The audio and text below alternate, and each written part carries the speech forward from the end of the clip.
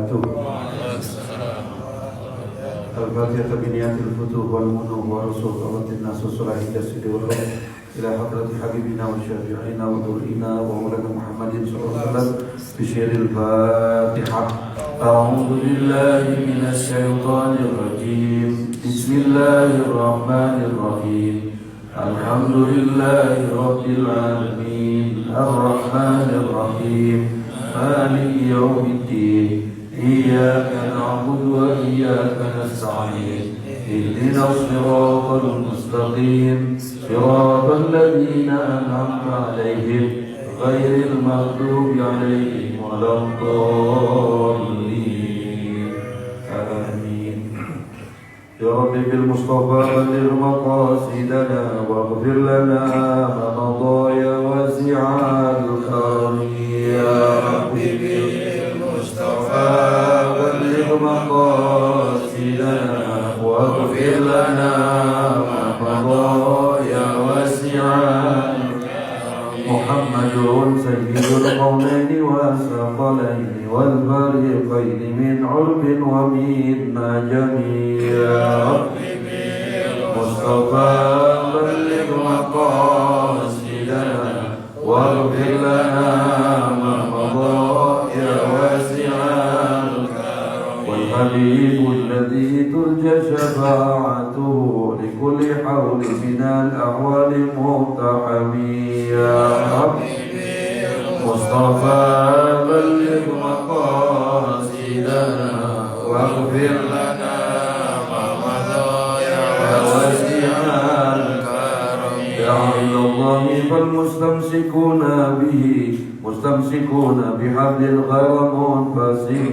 Ya Rabbi bil Mustafa balligh maqasidana waghfir lana ma madha ya wasi'al karam.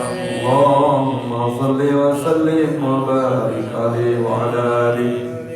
Bismillahirrahmanirrahim. Alhamdulillahi rabbil alamin wassalatu wassalamu ala ashrafil anbiya'i wal mursalin sayyidina wa habibina wa syafi'ina wa maulana Muhammadin wa ala alihi wa ashabihi ila yaumiddin, amma ba'du. Allah Ta'ala fil Qur'anil Karim wa huwa asdaqul qailin. A'udzu billahi minasy syaithanir rajim. Bismillahirrahmanirrahim. Yarfa'illahu alladhina amanu minkum walladzina utul ilma darajat. Shadaqallahul 'azim wa shadaqa rasulul habibun nabiyul karim wa nahnu 'ala dzalika minasy syahidin wa syahidin walhamdulillahi rabbil alamin. Hadratul kiram, para alim, para ulama, para guru yang saya muliakan, DKM Masjid Al-Ridwan beserta segenap jajaran pengurus yang saya hormati, Bapak-bapak, ibu-ibu hadirin jamaah salat maghrib Masjid Jami Al-Ridwan yang sama-sama mudah-mudahan kita semua dirahmati oleh Allah Subhanahu wa taala. Alhamdulillah, puji dan syukur kita panjatkan kehadirat Allah pada kesempatan malam hari ini. Kita dapat berkumpul di tempat ini dalam rangka melaksanakan kewajiban kita salat maghrib berjamaah yang kita lanjutkan dengan majlis ta'lim. Mudah-mudahan hadirnya kita pada malam hari ini, ibadah yang baru saja kita laksanakan, mudah-mudahan diterima oleh Allah Subhanahu wa taala. Salawat dan salam semoga tercurah pada junjungan kita baginda Nabi besar kita Muhammad sallallahu alaihi wasallam serta para keluarga dan sahabatnya serta para pengikut dan umatnya ke akhir zaman nanti. Bapak Ibu yang dirahmati Allah, melanjutkan pelajaran kita, kajian fikih yang kita ambil daripada kitab Safinatun Najah. Bahasan kita pada malam hari ini pasal mengenai tentang pembagian air. Bismillahirrahmanirrahim. Faslun al-ma'u qalilun wa kathirun. Al-qalilu madunal qullatain wal kathiru qullatani fa'aksara. Al-qalilu yatanajjasu biwuqin najasati fihi wa illam yataghayyar wal ma'u kathiru la yatanajjasu illa idza taghayyara ta'muhu aw launuhu aw rihuhu. Faslun bermula di satu pasal. Al-ma'u bermula air, qalilun wa kathirun, itu ada air yang sedikit, ada air yang banyak. Al-qalilu bermula air yang sedikit itu maduna qullataini, yaitu air yang kurang daripada 2 kula. Wal kathiru, dan air yang dimaksud dengan air yang banyak, qulatani fa'aksara, yaitu air yang berjumlah 2 kula, fa'aksara atau lebih dari 2 kula. Al-qalilu, adapun air yang sedikit, yang tadi kurang dari 2 kali itu, Yatanajasu itu menjadi air mutanajis atau air najis biwuqu'in najasati dengan sebab kejatuhan atau kedatangan najis fihi di dalam itu air wa illam yataghayyar walaupun tidak berubah daripada si air itu. Wal ma'ul katsiru dan air yang banyak la yatanajasu tidak menjadi mutanajis apabila kejatuhan najis illa kecuali idza taghayyara apabila berubah ta'muhu rasanya air au launuhu warnanya air au rihuhu atau baunya itu air. Faslun wallahu a'lam. Hadirin yang dirahmati Allah, dalam pasal ini pengarang kitab daripada kitab Safinah menjelaskan tentang pembagian air, di mana kita tahu air merupakan bukan saja bagian penting dalam kehidupan, juga bagian penting dalam ibadah kita. Karena alat bersuci itu ada air, ada tanah, ya. Yang ini kita bahas adalah air. Bagaimana air yang memenuhi syarat dipakai untuk kita bersuci dalam melakukan ibadah, terutama dalam sholat dan lain sebagainya. Paslun, kata pengarang kitab, air itu ada dua, Pak. Ini biar gampang memahaminya nih, ya. Air itu ada dua bagian.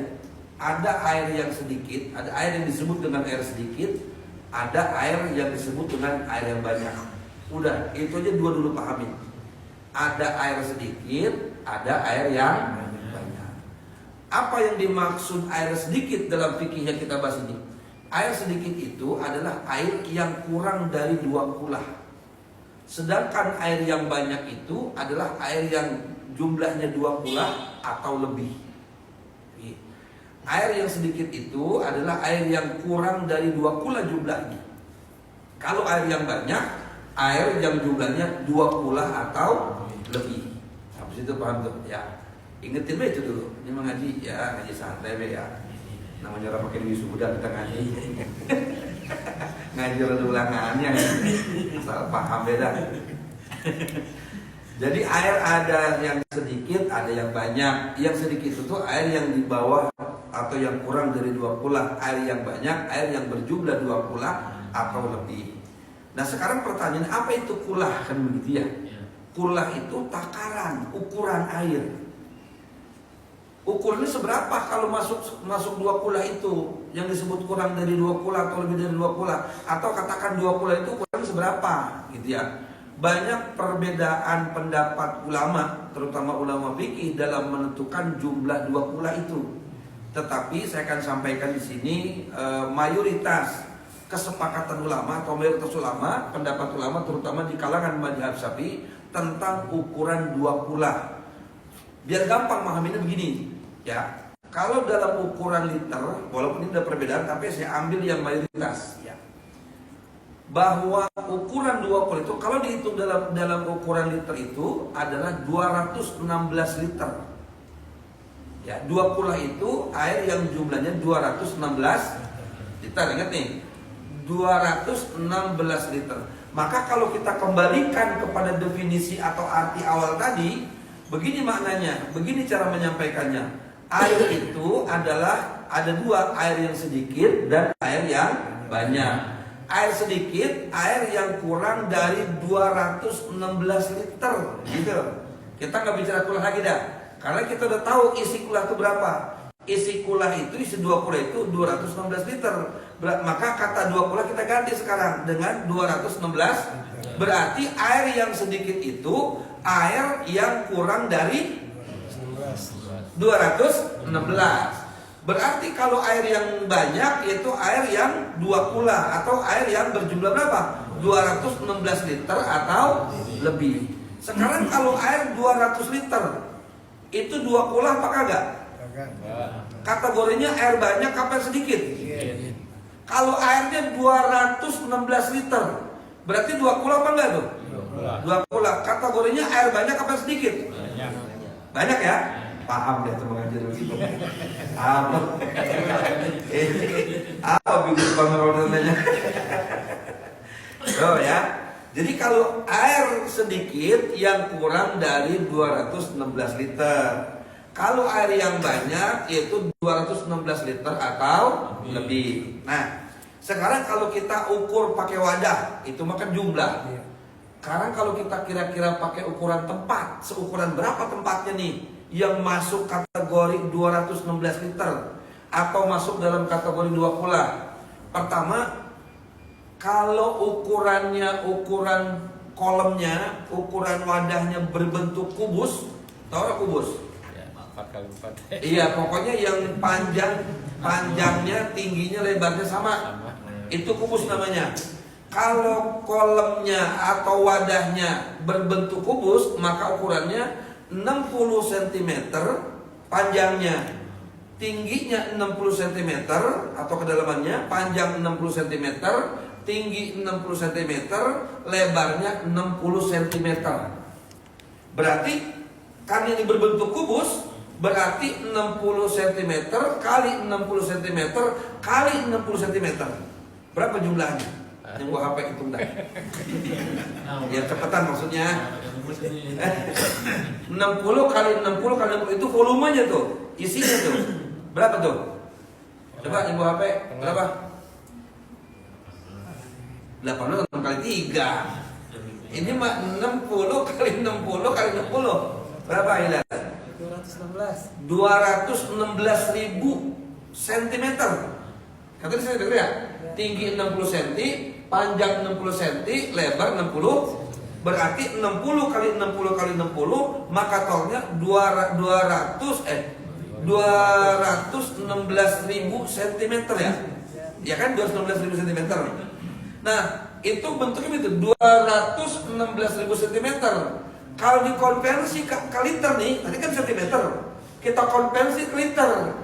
1 liter itu sama dengan 1000 cm, atau 1000 cm sama dengan 1 liter. Kalau 216 ribu cm berarti berapa liter? 216 liter. Berarti kalau Bapak mau bikin kolam yang ukuran 2 kula atau mau bikin kolam yang jumlah isinya 216 liter, maka ukurannya segitu. Atau kalau mau lebih, boleh 70 kali 70 atau 63 kali 63 kali 63 atau pokoknya lebih. Itu berarti lebih dari 2 kula, lebih dari 216 liter. Kurang dari situ berarti akan kurang jumlah isinya. Kalau 55 kali 55 misalnya, berarti nggak masuk di 216 liter. Berarti masuk kategorinya air banyak apa sedikit? Dikit. Itu kalau bentuknya kubus. Sekarang kalau bentuk balok, bentuk persegi panjang, ukurannya berapa? Nih, kalau Bapak mau bikin kolam, bikin wadah sesuai hukum fikih nih, yang berjumlah 2 kula atau lebih, 2 kula dah yang 216 liter, maka ukuran ukuran panjangnya itu panjangnya 120 cm, tingginya atau kedalamannya 60 cm, lebarnya 30 cm. Kalau bentuknya balok nih, panjangnya 120, kedalamannya atau tingginya 60 cm, kemudian lebarnya 30 cm.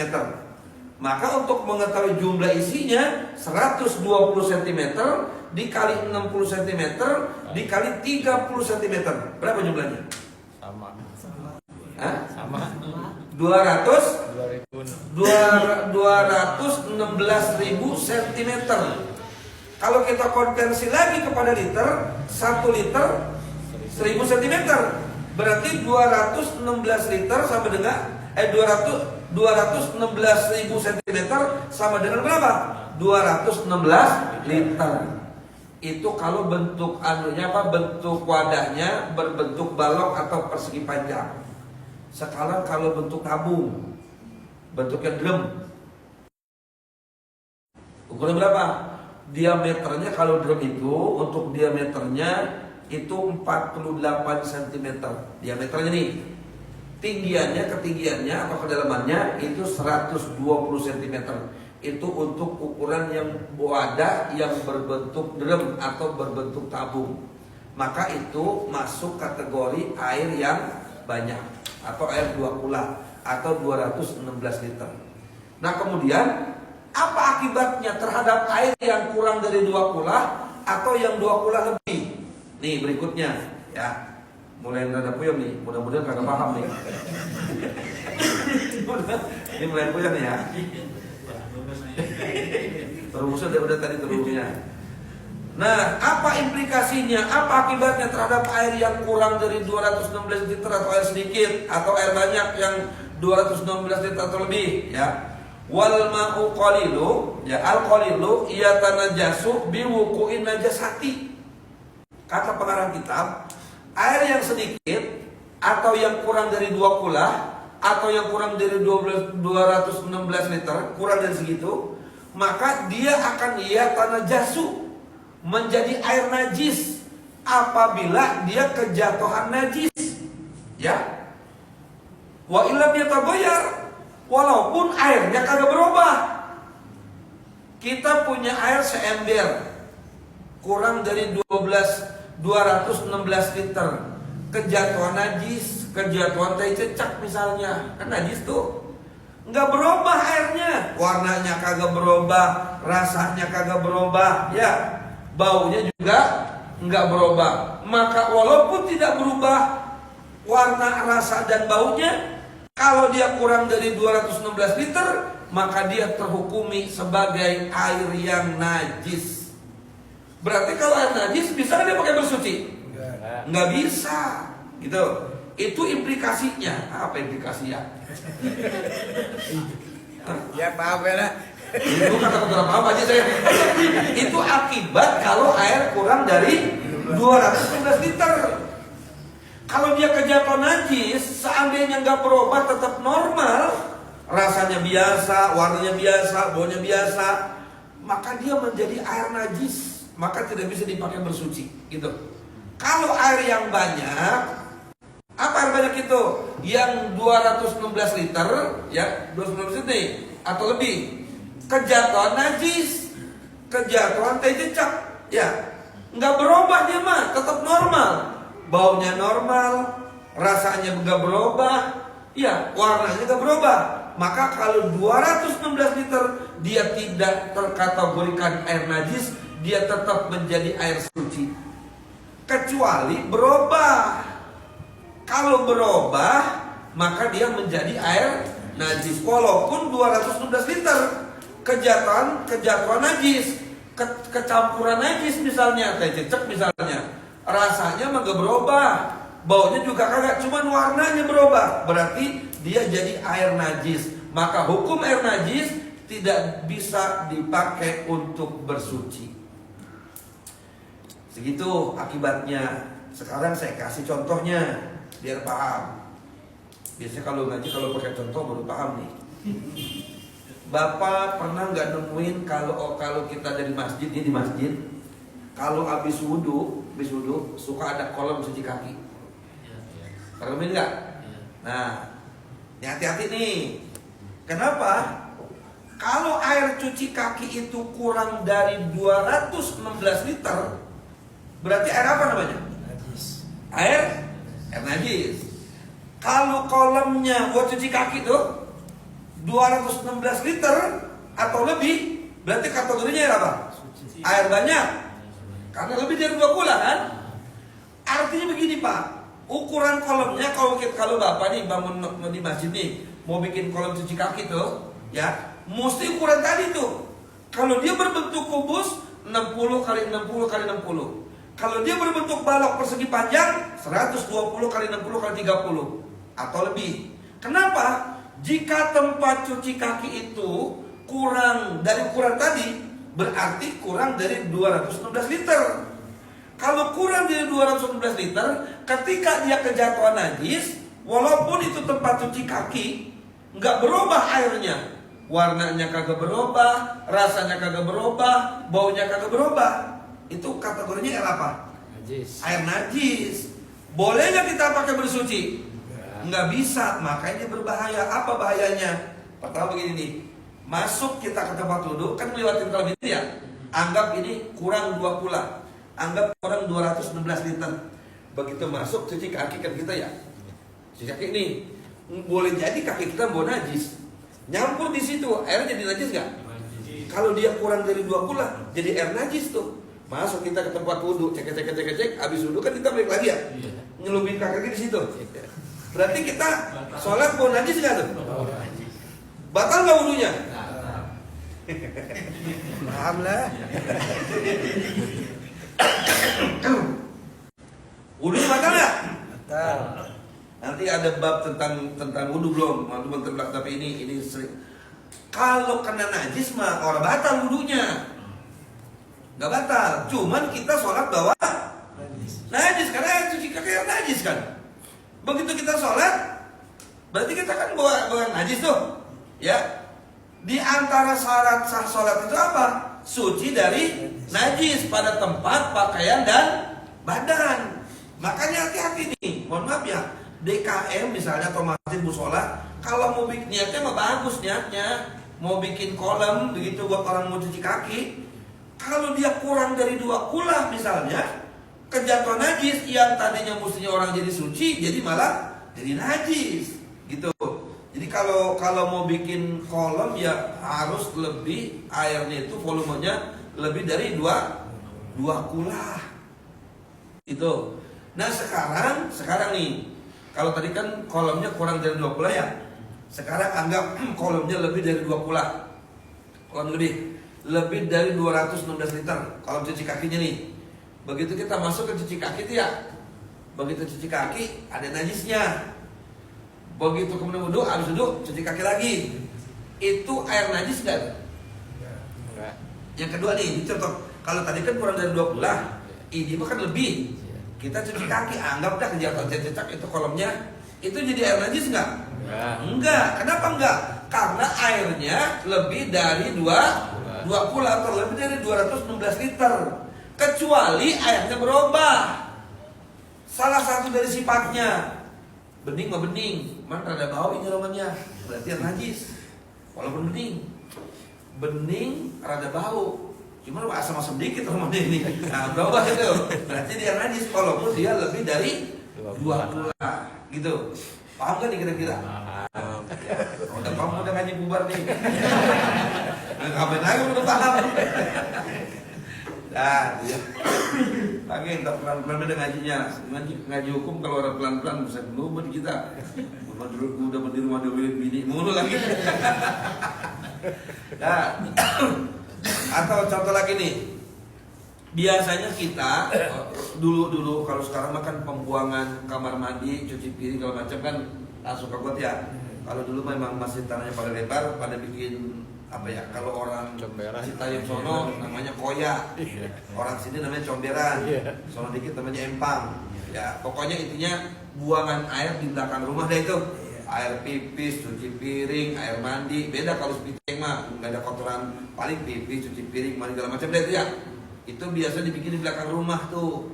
Orang-orang kalau kebunnya lebar bisa 3x3 gitu ya. Ada yang 4x4 dulu yang usah belakang berlebar. Air penuh tuh masuk semua situ. Itu kalau anggap dia bikinnya 3x3 tuh empangnya comberannya. Dalamnya ada yang semeter. Berarti itu 2 kulah apa lebih? Ya lebih ya, orang dia mau ukuran 3x3 ada 5 kulah makan itu. Gitu. Air masuk itu air najis nggak itu? Najis. Kenapa najis? Karena kalau udah nyampur semua kayak air sabun segala macam, itu biasanya warnanya beda, rasanya beda, baunya juga beda. Maka walaupun dia lebih dari 2 kulah, nih, dia terkategorikan air apa? Air najis. Kenapa? Karena ada perubahan dari 3 sifat air itu. Atau airnya mah biasa bening, cuman bau sabun. Ya berubah namanya, gitu ya. Nah, itu kecuali nih, misalnya bekas comberan itu, bekas buangan rumah dia, mandi segala macam, itu udah nggak dipakai. Maksud dipakai itu udah nggak ada air buat orang, udah nggak dibuang lagi, udah nggak dimasuk, nggak ada. Itu udah air hujan. Itu nggak dipakai selama 5-10 tahun. Lama tuh. Kan udah nggak ada air dari dalam tuh. Air buangan rumah tangga. Yang ada paling air hujan yang ngendap segala macam. Maka kemudian airnya jadi normal kembali. Maka itu bisa menjadi air banyak atau air lebih dari atau menjadi air yang suci. Udah lama nggak dipakai gitu. Tapi kalau masih aktif ya jangan. Masih aktif tetap, walaupun dia wadahnya besar lebih dari 2 kulah, maka itu bisa menjadi air masih tetap menjadi air najis karena masih aktif. Paham tuh ya? Contoh kedua tuh.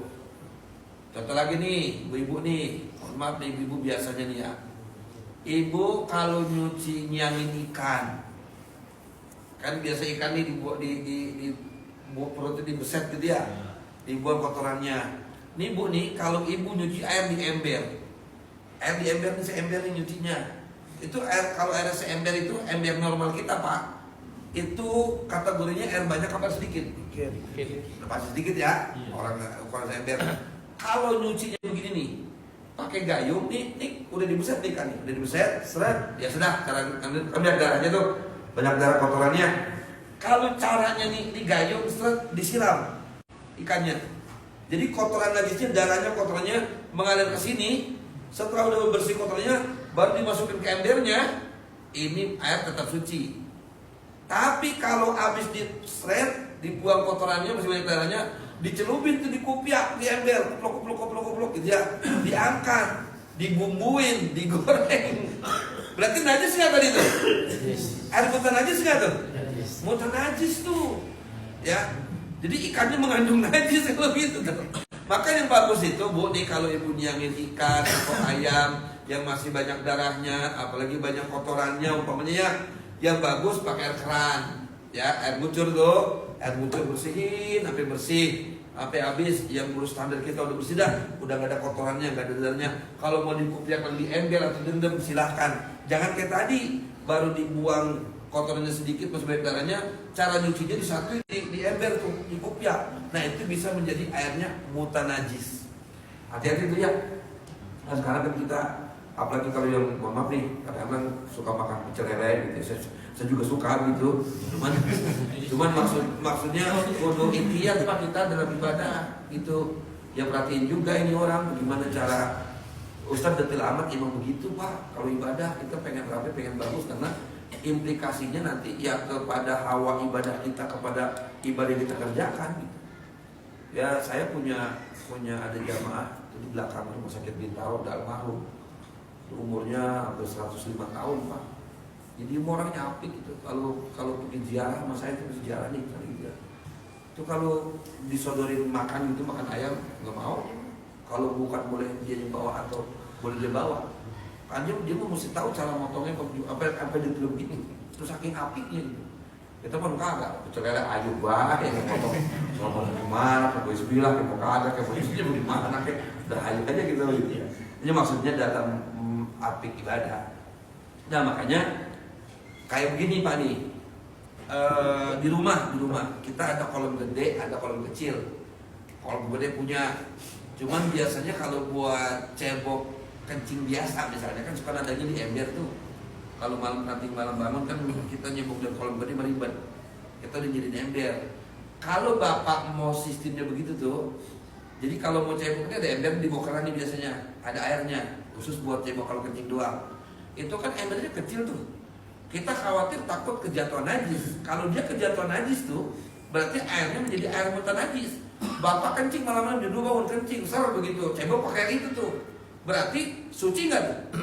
Kalau airnya kejatuhan najis tuh cecak, nggak jadi air, nggak suci kita. Kenapa? Airnya aja mutan najis. Maka kalau mau ceboknya istinjanya pakai air, ambil dari keran. Ya, ambil. Kalau malas ngambil kolam yang gede, dari keran tadangin di gayung, baru buat cebok, buat istinja. Jangan air yang udah ditadangi di ember. Kita khawatir itu airnya kejatuhan najis, kecampuran najis, kecuali kalau bapak ditutup. Makanya maaf ya, orang dulu kan kalau dulu pakai padasan. Tahu ke padasan? Ya ember atau tempayan yang dibolongin, yang nutupnya pakai kayu kalau pakai sendal. Karet. Itu kan orang bikin padasan ditutupin Pak, supaya nggak kejatuhan najis. Begitu. Kalau air tempayan, air padasannya kejatuhan najis setitik aja misalnya, tai cecak begitu, maka jadi najis tuh. Jadi air mutan najis nggak bisa dipakai untuk bersuci, kecuali najisnya najis yang dimaaf. Itu apa najis yang dimaaf itu? Najis yang dimaaf itu seperti kejatuhan najis bangkai binatang yang tidak mengalir darah padanya. Seperti ada air kurang dari 2 kulah nih, Bangkai kan najis, mau bangkai apa juga najis kecuali bangkai belalang, bangkai ikan, sama bangkai manusia itu mah kagak najis. Kalau bangkai manusia najis ya kita najis kita entar. Jadi semua bangkai itu najis kecuali binatang, bangkai binatang yang tidak ada darah mengalir padanya. Ada misalnya air yang kurang dari, anggaplah seember kurang dari 2 kula, kejatuhan bangkai lalat. Lalat kalau mati najis itu karena bangkai jatuh di situ, itu namanya dimaaf karena lalat kagak ada darahnya, nggak ada darah mengalir. Pernah nggak kau lihat lalat donor darah? Nggak ada kan? Karena lalat itu tidak ada darah, kecuali gini, ada campur tangan manusia. Kita nemu bangkai lalat nih, lalat mati kita cemplung di situ. Walaupun ini asalnya najis yang dimaaf, tapi kalau ada campur tangan manusia nggak jadi dimaaf. Gitu. Ini mau bangkai dengan sendirinya. Ini bukan dijatin gitu, tuh ada bangkai gitu, itu jadi najis tuh. Karena ada campur tangan manusia. Atau misalnya begini, bangkai lalat enggak termasuk najis yang dimaaf itu najis yang tidak tampak oleh mata. Itu dimaaf. Seperti misalnya lalat habis nemplok di bangkai. Lalat habis nemplok di kotoran ayam, lalat habis nemplok di telancung, nemplok ke air. Atau telancung. Tahu nggak telancung? Itu Pak, itu termasuk salah satu keajaiban dunia itu. Telancung. Kenapa? Karena nggak ada binatangnya Pak. Nah, kan kalau tekamu ada kebunnya, tai ayam ada ayamnya, tai kambing ada kambingnya, kalau telancung nggak ada binatangnya. Jadi habis nemplok di kotoran atau di bangkai lah, karena habis nemplok di najis, kotoran ayam kan najis ya, nemplok di air, itu mah dimaaf najisnya. Kenapa? Karena nggak kelihatan. Jangankan najis ya, kakinya begitu kelihatan. Lalat habis nemplok di bangkai nih, ada bangkai tikus di nemplok tuh, kan bangkai najis tuh, ada darah dari belakang segala macam gitu ya. Nemplok di baju koko kita mau sholat nemplok tuh, ya itu dimaaf. Kenapa? Karena termasuk kategori najis yang tidak tampak. Walaupun kita tahu dia nemplok di kotoran, kalau di nemplok ini nggak nampak, itu namanya najis dimaaf. Kecuali nampak najisnya. Habis dia nemplok di situ, ya di kotoran, nemplok di baju kita, jeplak gede bener sih, misalnya kelihatan hitam-hitam ya, itu mah kelihatan, berarti nggak dimaaf gitu. Nah itu kecuali ya kalau air yang kurang dari 216 liter itu kejatuhan najisnya najis yang dimaaf, ya artinya diantaranya najis yang bangkai yang tidak ada darah mengalir atau najis yang tidak nampak oleh kasat mata. Contoh lagi. Ini biar ngaji benar-benar paham ini. Biar besok kalau sudah di ujian ceritanya tahu ini. Ya kali deh kalau orang paham besok dapat MBG kita ngaji ya. Seperti kayak orang dulu kan, dulu sumurnya sumur gali ya. Sumur di belakang. Kalau orang zaman dulu begitu Pak, kalau sumur tuh jauh di belakang rumah. Kamar mandi, buang air, orang dulu begitu Pak, apik Pak. Makannya di dalam, buang airnya di luar. Kalau orang sekarang makannya di luar, airnya di dalam. Makanya rumahnya dipakai beras susah bener. Emang makannya di mana-mana, mereka di dalam. Kalau orang dulu Pak, makannya di dalam. Kita makan di luar nih, nggak boleh mau orang makan dalam gitu. Makan di dalam, ntar buang airnya keluar jauh gitu ya. Dulu kamar mandi, tempat mandi, termasuk sumur gali, sumur timba, itu kan di luar, ya. Padahal di bokunan. Nah rupanya ini kejatuhan binatang. Rupanya ayam pulang bangun masih kepagian, semboyongan nyemplung ke sumur. Di dari punan lompat, semboyongan nyemplung ke sumur. Mati itu di dalam sumur. Kalau itu kan jadi bangkai tuh, air sumurnya najis nggak tuh? Yes. Itu kan rata-rata sumur lebih dari 2 kula, kan gitu ya? Ayamnya mati atau ada kucing bercanda malam-malam nyemplung temannya ke dalam, mati kan jadi bangkai tuh. rumusnya tadi, kalau dia tidak berubah rasa, warna dan baunya, najis nggak dia? Enggak, tetap bisa dipakai walaupun kejadian karena dia lebih dari 2 kula. Selama tidak berubah rasa, warna dan baunya, maka walaupun kejatuhan najis, dia tidak menjadi air najis. Kecuali berubah. Pas kita lagi nimba, air mah bening biasa. Pas kita lagi duduk, lah ini roman gue mau bentak ini. Berarti kan gue bangke gitu ya. Najis nggak tuh? Itu berarti jadi air najis. Maka cara mensucikannya, bangkainya diangkat. Angkat buang bangkainya, bersihin dikuras airnya sampai normal kembali.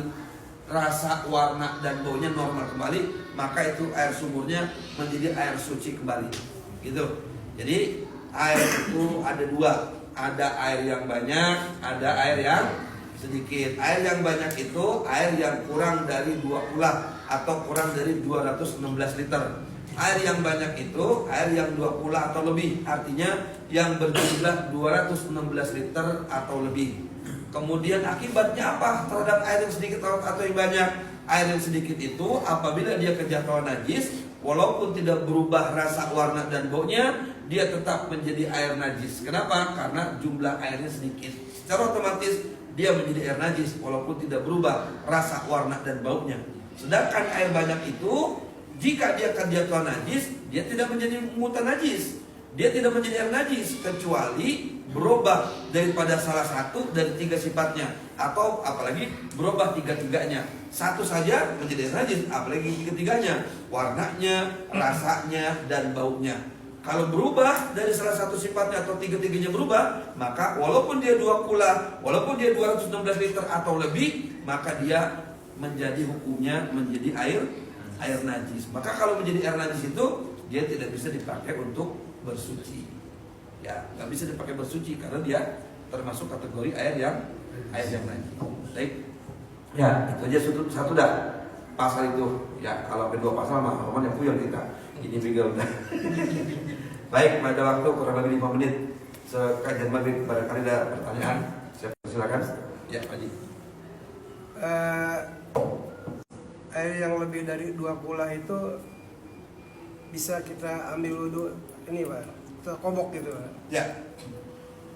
Kalau yang lebih dari 2 kula airnya mengalir, ya, atau pokoknya kalau lebih dari 2 kula nih, maka dia bisa dikobok.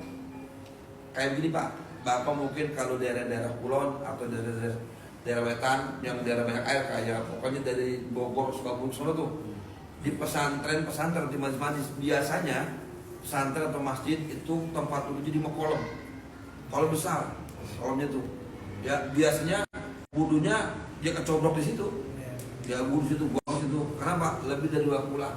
Kalau kita mah orang biasa, orang sanggup romannya. Ya, orang sanggup kita mah, ya orang bisa dari ini. Tapi orang sono ya biasa, mau dikobok kalau dia lebih dari 2 kula atau jumlah banyak lah. Kolamnya besar, ya itu boleh langsung berwudu di situ. Bagaimana kalau kurang dari 2 kula? Kalau dikobok maka jatuhnya airnya jadi air mustahmal. Air mah nggak termasuk air najis, enggak. Cuman airnya air mustahmal. Mustahmal itu artinya air yang bekas dipakai. Maka walaupun dia tidak najis, ya dia tetap air suci, tetapi tidak bisa mensucikan. Hukum air mustahmal tetap suci, tetapi tidak bisa dipakai untuk kalau sekedar cuci kaki boleh pakai air mustahmal. Tapi kalau untuk bersuci berwudu misalnya, dia nggak bisa dipakai karena itu termasuk kategori air mustahmal. Apalagi kalau kolamnya tuh airnya ngalir Pak Haji. Ya, kolamnya gede, airnya ngalir terus, itu ya mau kobok sih, mau mandi situ. Kadang-kadang kalau kolamnya besar, saya pernah nemuin Pak Haji jadi kayak empang gitu. Kayak gede lah, kayak empang gitu. Tapi kolam yang masyarakat pada nyuci di situ, mandi di situ, ya wudu di situ gitu. Jadi boleh kalau lebih dari 2 kula. Kalau kurang dari 2 kula nggak boleh langsung kita wudu. Kalau mau kita cauk. Dan berarti kan begini Pak nih, kalau kita mau katakan cauk itu apa ya Pak? Gayung lah pakai gayung. Ya pakai gayung. Saya nggak tahu bahasa Indonesia-nya. Diserok lah begitu ya. Ya pakai gayung. Kalau Bapak nih air ember nih, wudunya bukan cara padasan. Kalau padasan embernya bolongin, tinggal ngucur tuh. Ini mah cara nyendok nih. Kalau Bapak mau wudu pakai cara nyendok, jangan dekat-dekat dengan ember tadi, mesti agak jauh 1 meter lah, kan begitu? Karena kalau air wudhu kita jatuh ke situ lagi, maka air yang ini jadi mustakmal. Najis maka agak cuma jadi mustakmal. Apa mustakmal itu? Tetap suci, cuma tidak bisa dipakai buat bersuci lantaran udah kejatuhan air yang bekas dipakai tadi. Jadi kalau mau sistemnya sendok begitu ya, karena yang dari 2 bulan kurang dari 2 bulan, sendok nanti mau katakan mau ngusap wajah nih, karena ada jauh dikit, jangan sampai air yang bekas wudhu kita nyampur ke situ lagi. Gitu ya. Ada lagi? Ibu? Ibu bukan nanya itu pada paham semuanya. Atau sebaliknya, orang paham semua. Baik, demikian ya barangkali. Kalau ada lagi, ya silakan. Kalau kita wudhu di kamar mandi kan ada WC itu boleh atau Boleh. boleh? Ya kalau emang nggak di tempat lagi, yang mau tempat wudhu gitu boleh aja. Cuma memang kalau secara etika lebih bagus untuk tempat wudhu dipisahkan. Iya. Ya. Tapi kalau nggak ada lagi wudhunya di kamar mandi atau di kamar toilet kita, kan kita sekarang begitu nyampur mandi di situ, buang air di situ, gitu ya. Iya, emang sekarang udah klaster gitu kan. Ya udah apa di situ, cuma niatnya dalam hati aja. Ya daripada kalau kata nggak boleh, nggak wudhu, udah sholat kita. Hai, boleh. Yang penting niatnya jangan kencang-kencang. Bismillahirrahmanirrahim gitu, jangan gitu. Tangga denger. Ada lagi? Ya, silakan. Ini penasaran tadi untuk yang ukuran 211 liter ya. Kalau untuk kolong itu 60 cm persegi itu, kubus itu. Iya. 211. Iya, itu ukuran 216 liter. Gitu. Minimal berarti. Minimal ya. Iya. 10 cm paling segini Ustaz ya. Iya. Ininya ya.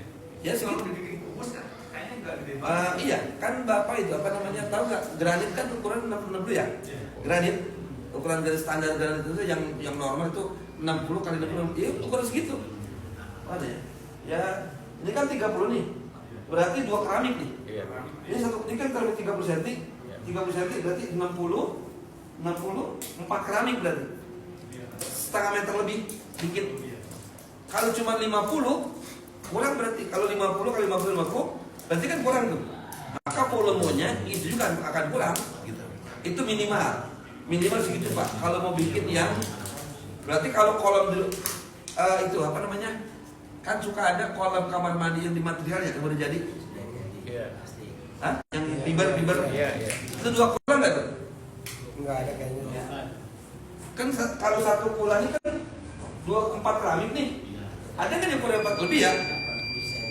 80 berarti kalau 80 bawahnya 8 bisa lebih dalam ya? Iya. Kayaknya lebih dari 20 lah. Lebih dari pola yang biasa di material udah jadi. Jadi gitu Pak, itu standar minimumnya segitu. Kalau kecil ya mah kecil. Baik, demikian mudah-mudahan kajian kita bermanfaat dan tentunya menambah wawasan buat memperbaiki ibadah kita. Kurang lebihnya mohon maaf. Allahumma waffiq lakum. Wassalamualaikum warahmatullahi wabarakatuh.